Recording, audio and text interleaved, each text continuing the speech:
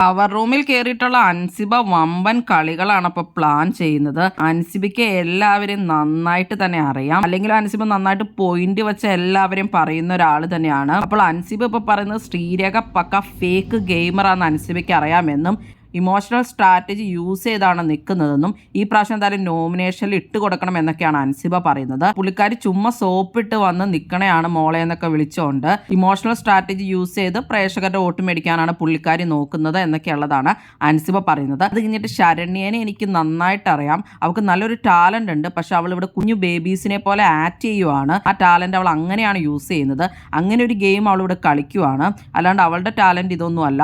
അതും പൊളിച്ചെടുക്കണം എന്നാണ് അൻസിബ ഇന്ന് പവർ റൂമിൽ വെച്ച് ഡിസ്കഷനിൽ പറയുന്നത്. അപ്പോൾ ഇവർ രണ്ടുപേരും നോമിനേഷനിൽ വരട്ടെ, ഇവർ കുറെ നാളെ വന്നിട്ട് എന്നൊക്കെ അൻസിബ പ്ലാൻ ചെയ്യുന്നുണ്ട്. അൻസിബയ്ക്ക് എല്ലാവരെ പറ്റിയും കൃത്യമായിട്ടുള്ള ഒരു വ്യൂ പോയിന്റ് ഉണ്ട് എന്ന് വേണം മനസ്സിലാക്കാനായിട്ട്. ഈ ക്യാപ്റ്റൻ ആണെങ്കിലും മെയിനായിട്ട് അവിടെ കളികൾ നടക്കുന്നത് അൻസിബ വഴി തന്നെയാണ്.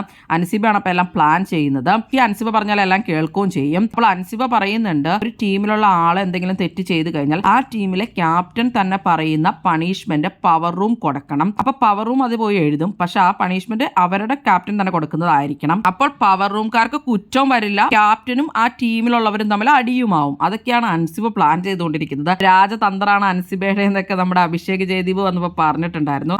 അങ്ങനെ അൻസിബ ഒരുപാട് കളികൾ നടത്തുന്നുണ്ട്. പുതിയ പവർ ടീം ആണെങ്കിലും വരാത്തവരാണ് അൻസിബയും നോറയും അതുപോലെ തന്നെ അഭിഷേക് ശ്രീകുമാറും ഇതുവരെ ഉണ്ടായിട്ടുള്ളവരല്ല. അപ്പോൾ പുതിയ പ്ലാൻസും നമുക്ക് കാണാൻ സാധിക്കുമെന്ന് വിചാരിക്കാം. അൻസിബേനെ ഓൾറെഡി അവിടെ എല്ലാവരും വീക്ക് ഗെയിമർ ആയിട്ടാണ് കണ്ടിരിക്കുന്നത്. അത് മാത്രമല്ല അങ്ങനെ ഓട്ടൊന്നും അൻസിബയ്ക്ക് കിട്ടുന്നില്ലെന്നാണ് ആളുകൾ വിചാരിച്ചിരിക്കുന്നത്.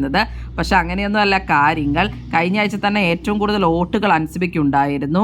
അതുമാത്രമല്ല ഈ ആഴ്ച ഇപ്പോൾ പവർ റൂമിലെ കളികൾ കൂടി ആവുമ്പോൾ അൻസിബ വേറെ ലെവലാവുമെന്നാണ് തോന്നുന്നത്.